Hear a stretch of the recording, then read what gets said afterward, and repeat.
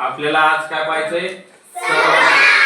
आता सर्वनाम म्हणजे काय तर नावाच्या ऐवजी वापरला जाणारा शब्द, म्हणजे नाम काढून त्याच्या ऐवजी जो शब्द वापरला जाते त्याला काय म्हणायचं सर्वनाम।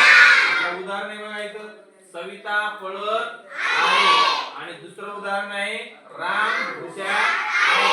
आता सविता ही काय आहे मुलगी आहे, मग या सविता हे काय आहे आपलं नाम आहे, काय आहे नाम। या नामाच्या ऐवजी काय वापरायचं आपल्याला सर्वनाम वापरायचं। सर्वनाम कोणतं येणार मग वाक्य काय आहे ती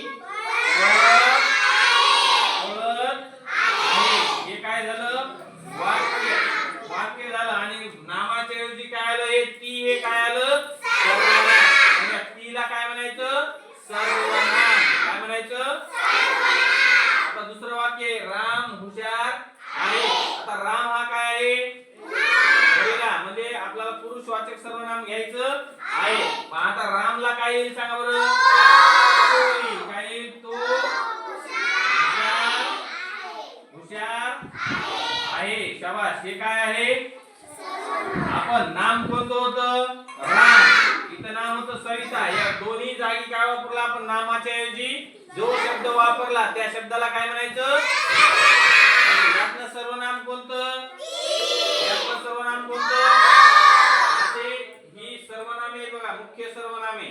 मुख्य सर्वनामे आहेत मी, आम्ही, तू, तुम्ही, तो, ती, ते, आई, हे, तो, जी, जे, कोण, काय, आपण, स्वतः, हे काय आहेत सर्वनामे आहेत। आणि यांची सुद्धा अनेक पुन्हा पुढे होतात, जसं मीच, मला, माझा, माझी, माझे, माझ्याशी, माझ्यात, हे असं होतंय।